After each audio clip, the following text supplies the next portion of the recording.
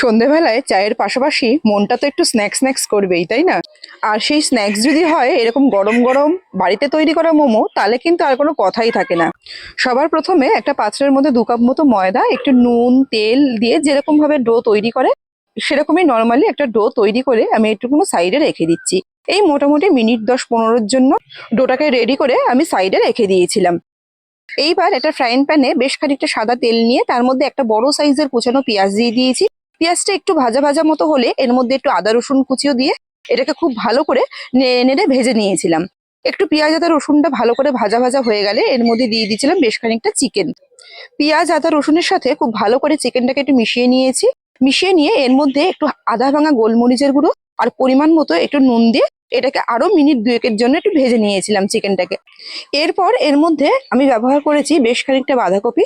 বাঁধাকপিটাকে খুব ভালো করে চিকেন আর পেঁয়াজ আদা রসুনের সাথে একটু ভালো করে মজতে টাইম দিতে হবে। একটু লো করে ঢেকে ঢেকে রাখলেই কিন্তু এটা সুন্দর মজে যাবে।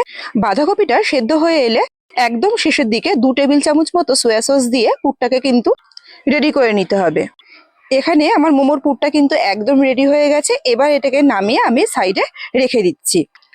এরপরে যে ময়দার যে লেচিটা কেটে রেখে দিয়েছিলাম সেখান থেকে একটা বড় লেচি নিয়ে বেশ বড় করে একটা রুটি আমি প্রথমে বেলে নিচ্ছি।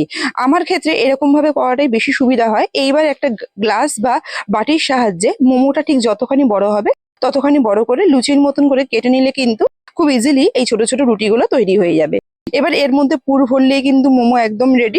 নেট সার্চ করলে এই মোমো ফোল্ডের কিন্তু অনেক রকমের ভিডিও চোখে পড়ে। সেখান থেকে কয়েকটা ভিডিও দেখে দেখে আমি একটু শেখার চেষ্টা করেছি শুধুমাত্র। মোমোর অনেক ধরনের ফোল্ডের মধ্যে এটাও এক ধরনের একটা ফোল্ড, তবে এটা কিন্তু আরো অনেক সুন্দর করে ওরা দেখায়। আমি যদিও অতটা সুন্দর পারি না, তবে যেইটুকুনো পারি ওইটুকুনোই করে একটুকুনো দেখানোর চেষ্টা করেছি মাত্র। তবে 3 নম্বর যে ফোল্ডটা আমি দেখাবো ওটা কিন্তু যে কোনো লোকে কিন্তু ওটা তৈরি করতে পারে। দুটো মুখ একেবারে একদম পুরো চেপে নিয়ে দুটো যে প্রান্ত আছে ওই দুটো প্রান্তকে এক জায়গাতে করে দিলেই কিন্তু এই ফোল্ডটা একদম রেডি হয়ে যায়।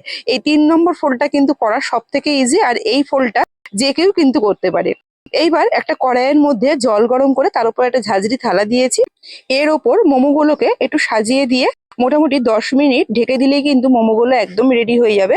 আর এক্ষেত্রে দুটো মোমোর মধ্যে একটু কোনো গ্যাপ রাখলে ভালো হয়, তাহলে মোমোটা কিন্তু খুব ভালো সেদ্ধ হবে।